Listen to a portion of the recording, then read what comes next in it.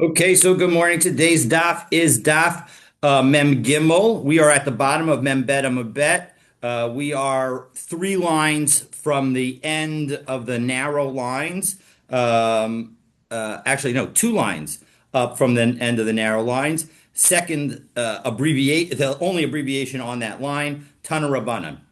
And so we're going to dive right in. We're continuing our discussion of tzitzit. So Tana Rabbanan, tcheles ein la bedika. There's no way, again, tcheles throughout this parak has been used in 2 different manners. One is as the tzitziot as a whole, and the second is as the blue tzitziot with the special dye that was used. That there's obviously a debate today as to whether or not we've figured out what dye that is. But tchelas ein labedika. There's no way here we mean tchelas the blue dye. There's no way to check whether the blue dye is accurate.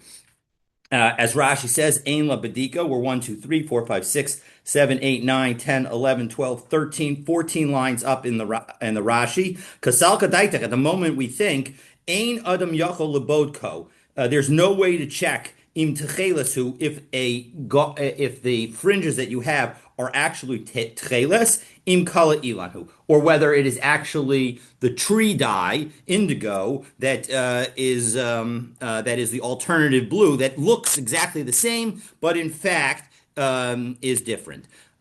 And therefore, because of that, back into the Gemara, it's good to keep both a finger on the Gemara and the Rashi in this case because it's not always clear what we're talking about, and so Rashi really helps us out. The ein nikaches elamin hamumcha, and as a result, you're not allowed to buy it except from an expert. As Rashi says, continuing on the next Rashi, the ein nikaches elamin hamumcha dehoil the ein labedika, since there's no way to check.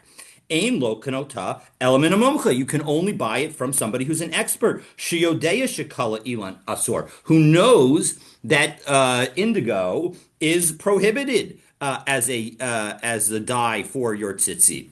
Similarly, tefillin yesh lahem bedika. When it comes to tefillin, there is a way to check. Now, what is it that we're checking? Rashi tells us Adam yachol lebodkan. Again, next Rashi that im dakdek bahen b'chasarot v'yisirot, that if we can check by opening them up to see whether or not the parshiot that were written in them were written properly with the additional letters that are required and the removed letters that are required, imlav or not. The afal pikain, but even so, going back into the Gemara, and Rashi quotes the next words. The ein nikachen element mumcha. You still only buy it from an expert. And Rashi continues, ein nikachen element mumcha hayodea shetzrichin ibur lishmam.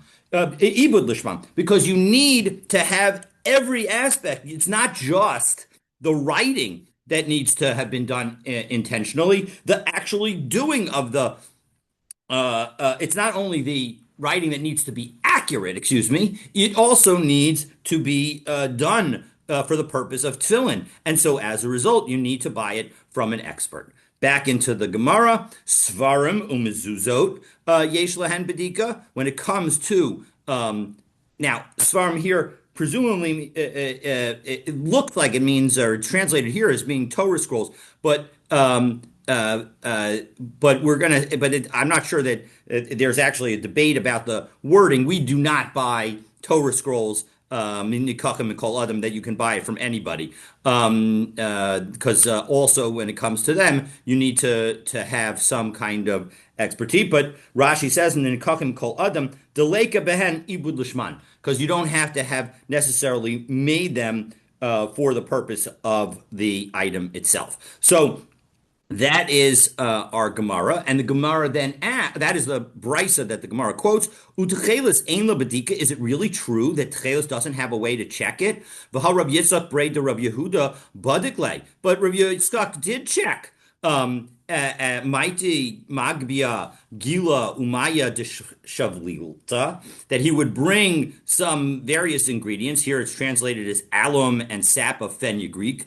Umeme Raglayim, turning to Mem Gimel Amid Aleph, Bein Arba'im Yom, and he would bring urine that is 40 days, or Rashi says it's either 40 days old itself or it's from a baby that is 40 days old. Vitari la begavaihu meurta ad litzafra, and you'd soak the tcheles from nightfall until morning.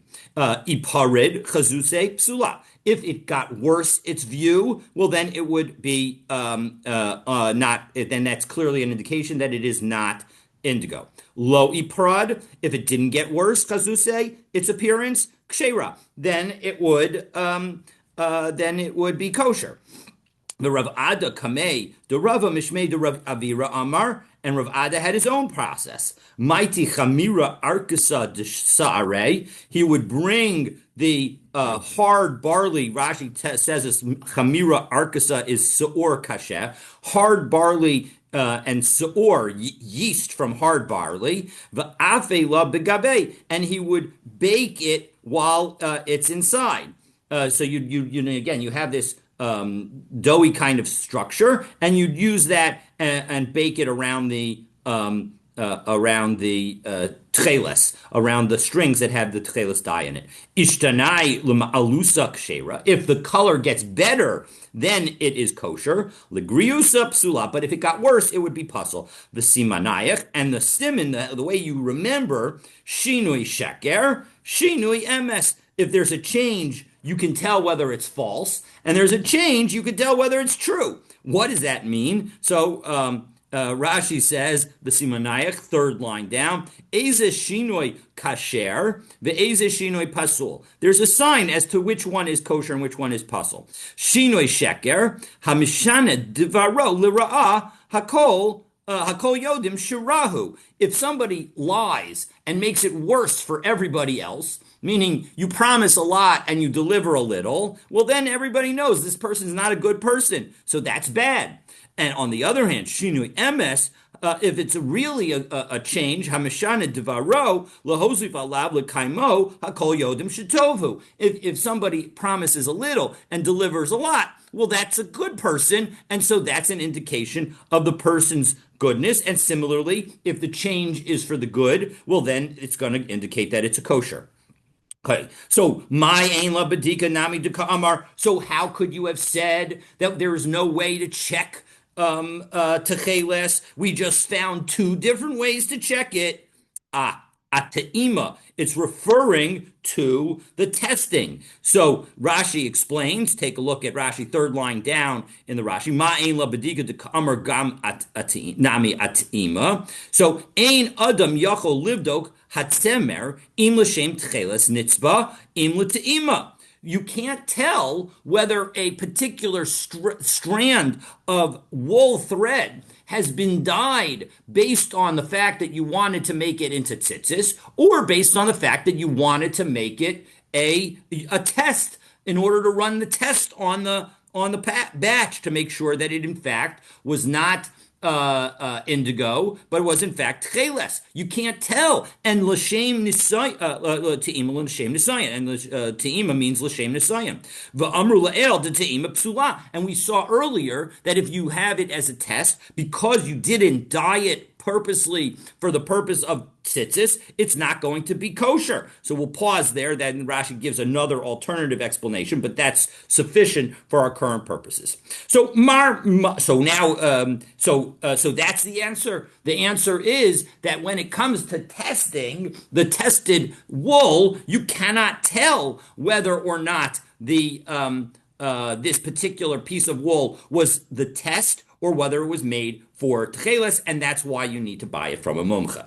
So memashke aita. It's only a sample, right? Yeah, it's a sample, right? But the point is you could have a sample that's long enough. First of all, you could if a tzitzios breaks and your remaining tzitzis are kosher, the most important thing that everybody should take away from what we've learned over the course of the last few days, maybe week or two, is the fact that you should immediately tie that strand back onto your tzitzis. Because if you tie your tzitzis with a knot, a string onto another string with a knot, it is valid. It is valid. It is considered as if it's one long string. And so as a result, even if it's a short strand, it could be useful to knot it with other strands and thereby create a techela strand. So even if it was a short test, you can still potentially end up having it used in tzitzis, and that would not be kosher because a test wasn't made specifically for your tzitzis.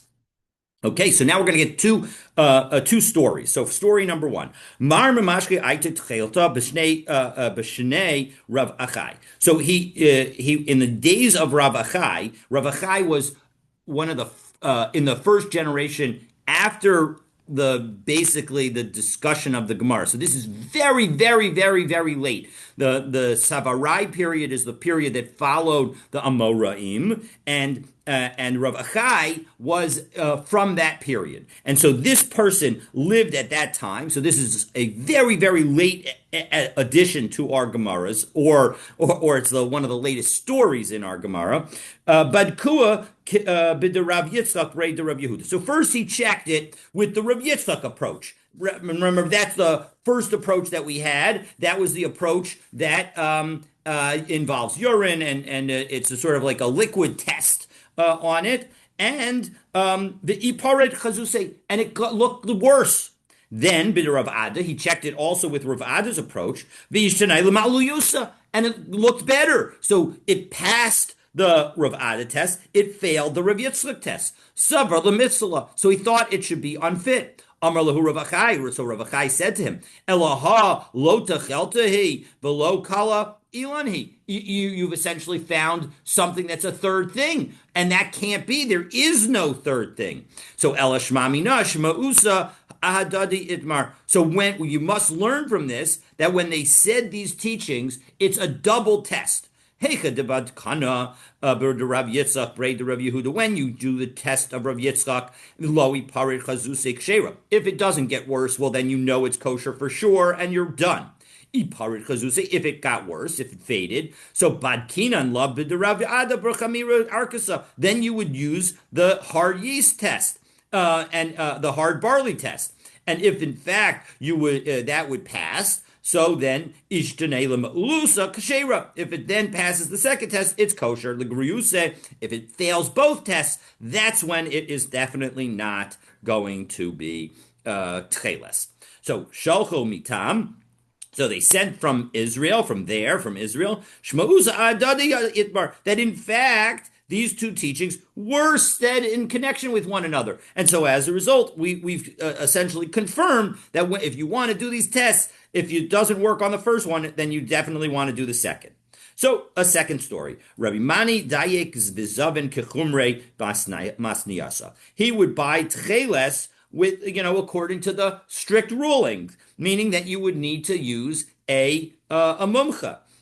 Now, the question is what is this saying? Meaning we just basically paskin this way. So, but in any event, Amr le hahu saba. So a certain elder said to him, Hachi avud kamai de kamach. The people before you would do the same thing. Meaning it is now clearly a tradition that you should only buy tchelis from somebody who's an expert. Va'atzlach iskairu. And you know what happens? If you do that, you're going to be successful in your business. Their business was successful. So, there are a number of different ways that we can understand this, but the simplest, in my opinion, is the fact that what this is highlighting is that when we use our money in a mitzvah way, even if we're required to do it. So when we give tzedakah, as we're required to do, so then Hashem is going to be matzliach our various efforts. And so, God willing, that should be true, not just with respect to financial issues, but also with respect to our efforts in learning.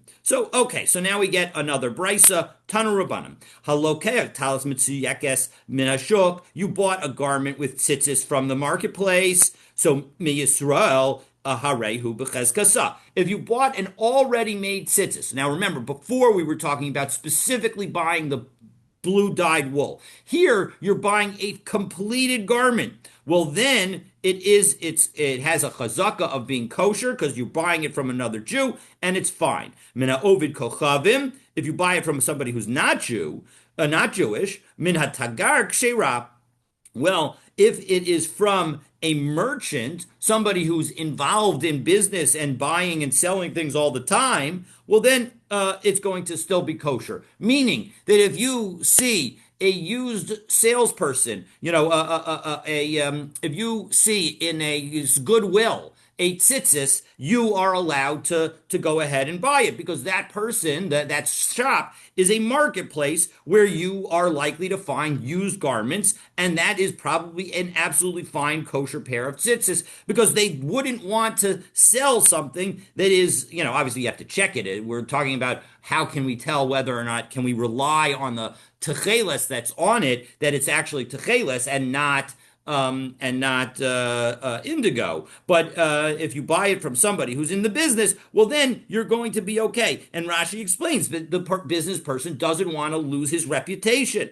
So minha hedjo psula. So maybe a Goodwill store might not be the best example. Maybe some kind of shop that's more professional than a Goodwill store where they actually care about their reputation. So then you would be able to rely on it being a valid thing and that they wouldn't try to trick you. Min ha'edjo, but if you just are buying it from a stam non-Jew, well then psula, it's not going to be kosher because we're worried that they have no incentive to not trick you because it's a one-off situation.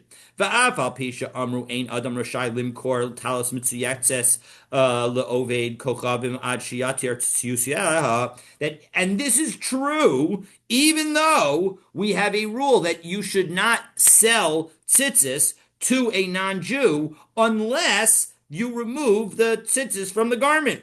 And so that's the only situation. So even though we have that rule, we recognize the fact that sometimes people might not observe that rule. And if the person is actually in real business, well, then it's okay and you can buy the tzitzis from them. So my timer, what's the reason? Hacha targiu mishum zona. So what's the reason that you're not allowed to sell the garment? So here, it's not exactly clear. Maybe it refers to Bavel. It says that because we're concerned about a prostitute. Rashi offers two explanations as to what that means. Mishum zona. So take a look at Rashi, and basically middle of the line, middle of the narrow lines. It's smack in the middle. So mishum zona, beginning of the line, but it's the middle between the top and the bottom.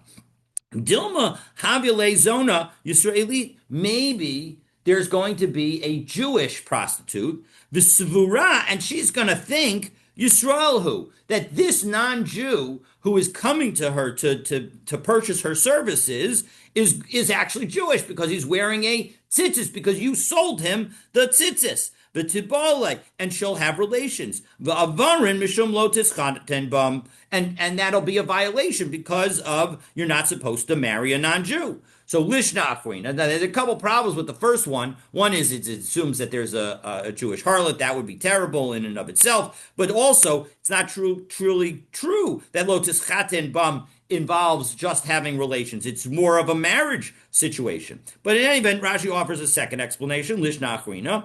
Mishum zona obedes kochav. No, we're worried about a non-Jewish harlot. Dilma yahiv la hahu oved kochavim be'esnana.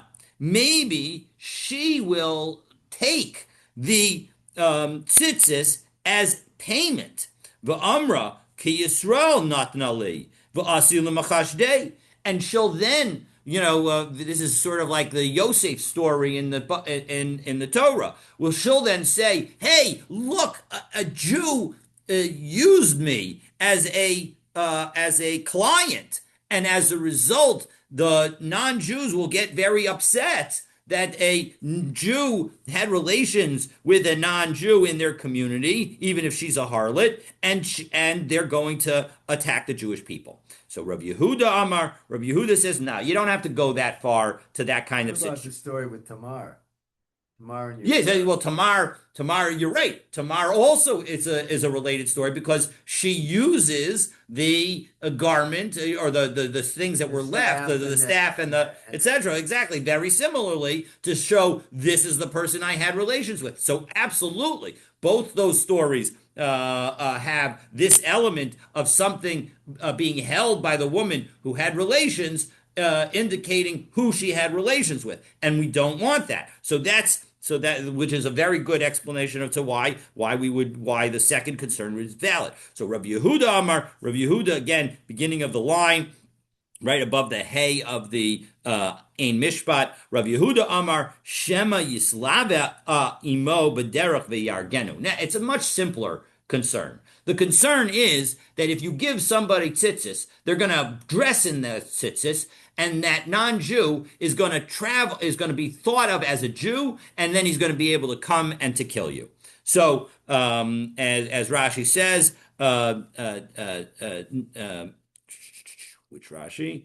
Shema Yislava, that he's going to go with you. Yisrael im ha'ovid kochavim. A Jew is going to travel with that non-Jew, which is Yisrael im ha'ovid kochavim zeh, with this one. The Sover Yisrael, who, and he's going to think that that person is Jewish. Daha yeshlo tzitzis, because he has tzitzis, so of course he's going to think he's Jewish. The Yargenu, and the non-Jew is going to kill him. So that's not good. So all right, so that's the story there. Unfortunately, that happened many times in Israel, where the Where people dressed up like Hasidim, correct, actually and Arabs and terrorists. Correct. I don't know that it's happened many times, No, but it has happened. it's definitely happened 100%. That's one of the many reasons that they say not to pick up people who are hitchhiking. Indeed, today hitchhiking is much less than it used to be in Israel.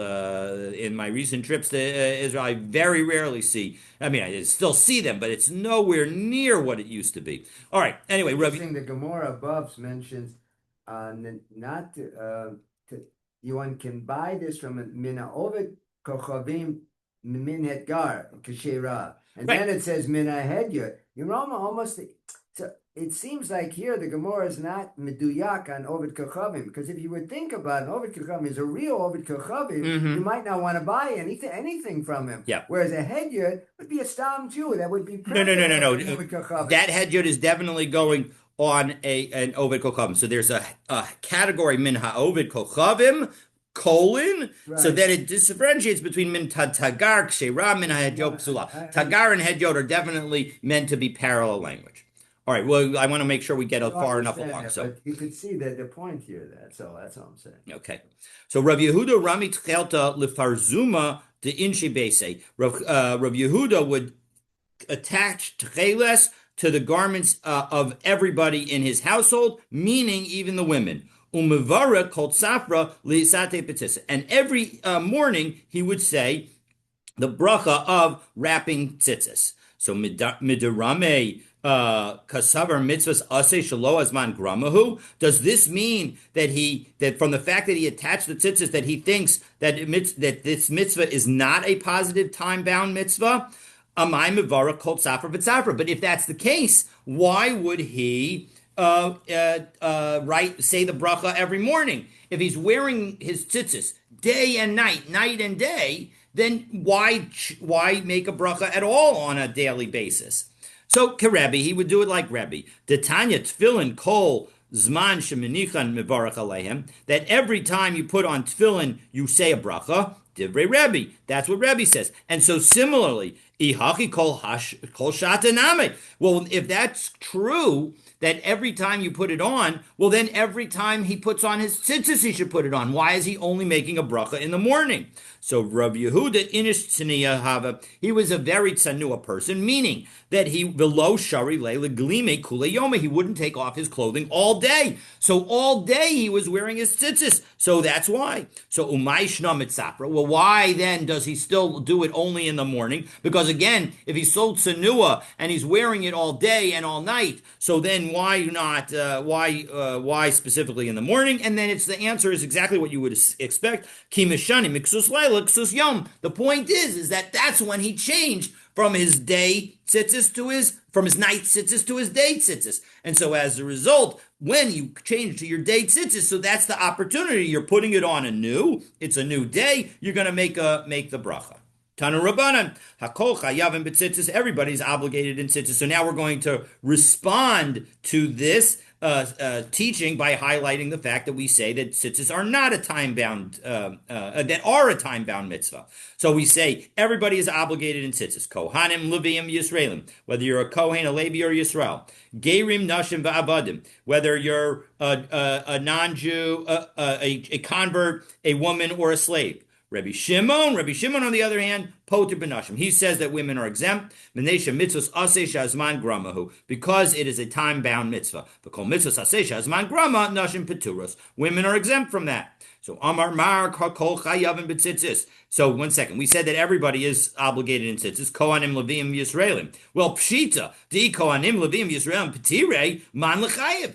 If they are not obligated, who is obligated? So Kohanim Itzrachalei. No, the point is to tell us specifically that even Kohanim, because I might have thought that Kohanim are not obligated. Hoil uksiv lo sil bashatnez tzemro fishtim yachtav gedilim tazelach. Right. So we saw that the two psukim in Dvarim, Perikaf Bet, Pasuk Yud Aleph and Yud Bet, that they say first no shatnez, and then it tells that you should put them on your tzitzis. And so as a result, I would think that somebody who never wears wool and linen together is the only person who is supposed to have tzitzis. Mandalo ishterei klaim legabe belavisha hu de mechaya b'tzitzis. Somebody who, exactly what I said, somebody who's not allowed to wear shatnez at any point, that's who's going to be obligated in the mitzvah of tzitzis. Hani kohanim, but the kohanim, ho be'ishteri leklaim legabai hu lo lichayevu. They don't have effectively the mitzvah of shatnez at all times because their belts would always have shatnez in them.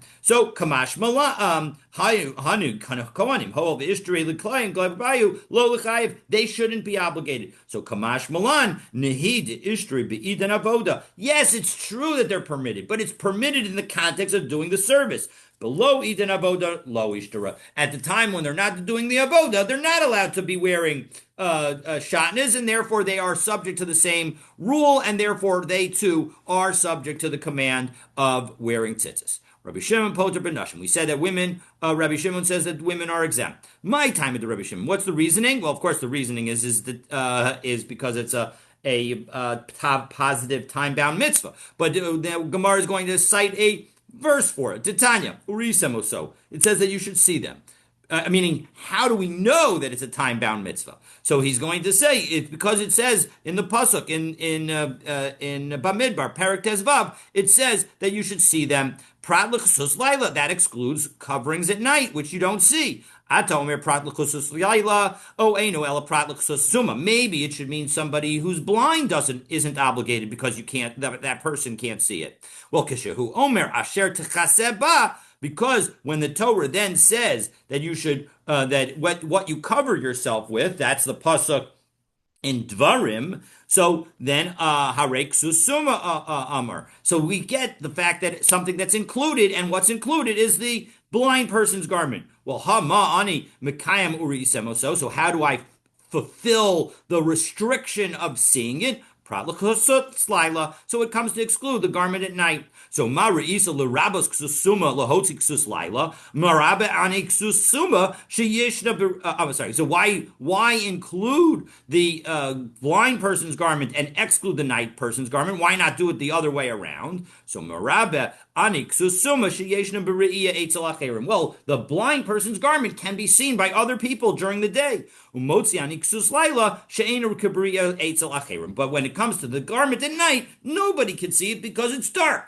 The Rabbanan, and what about the rabbis? Hi asher techase ba my avdelei. What do they do as we turn to Mem Gimel and Mebet? Mi baile Tanya. So we need it for the following brisa. Al arbar kanfos ksuscha. You should put the tzitzis on the four corners of your garment. Arba below shalosh. That tells you 4 and not 3. Ata omer arba below shalosh. Oh, wait, no, arba below chamesh. Maybe it means 4 and not 5. So kishahu omer asher techase ba. When it says that you should cover yourself with it, it is inclusive inclusive. So what does it come to include? Hare balas chamesh amur. So 5 is also covered, meaning that if you have a garment that has 5 corners on it, it's a pentagon-shaped garment, you actually need to have tzitzis on it. This is something that people don't realize. Umani mekayim al arba. So how do I fulfill 4? Arba below shalosh. It means 4 and not 3. So umari, so l'rabos ba'alus chamesh, lahotzi ba'alus shalosh.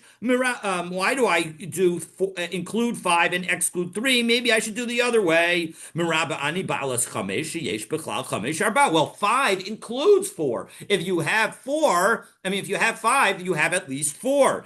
Umotzi ani ba'alus shalosh, she'ein bechlal shalosh arba. Well, 3 does not include 4, and so as a result, 3 is what's going to be excluded, and 4 is what's going to be, and 5 is going to be what's included. Rabbi Shimon, how does Rabbi Shimon learn this same lesson? Because he agrees with it. Asher nafka, he uses the word asher, which wasn't necessary, and therefore he can learn from it. The Rabbanan asher lo mashmalahu, whereas the rabbis don't use the word asher to learn from, and therefore they're going to say that that's not it's not extra, and therefore there's nothing to learn from it, and therefore there's an extra lesson that Rabbi Shimon can learn, and Rabbi Shimon learns from this lesson the fact that it's a time-bound, a positive commandment.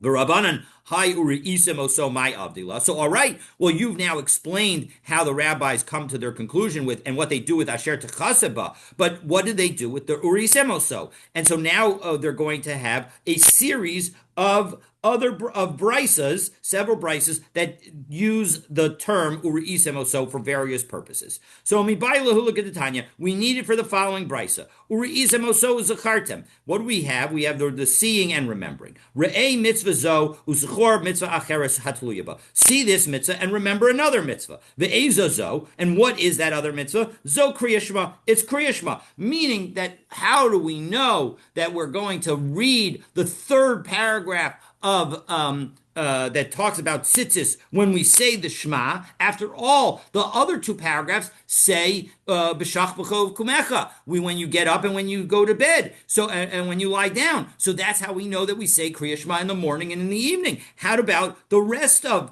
how do I know about the third paragraph? Well, this is the lesson. And Tosos notes here, asmachta ba'alma, the Kriya Shema d'Rabbanan. He's actually saying that here, suggesting that maybe all of Kriya Shema is d'Rabbanan, but we have other places that seem to say clearly that Kriya Shema is d'Oraisa. So I want to suggest that this is referring just to the third paragraph of Kriya Shema, that may be only d'Rabbanan, certainly according to Tosos. Tanan, and we have a Mishnah. No, but Gemara in Brachot says that maybe only the first verse is. Yes, absolutely, 100%. There are other Tosos that sort of work through how much of Kriya Shema is d'Oraisa.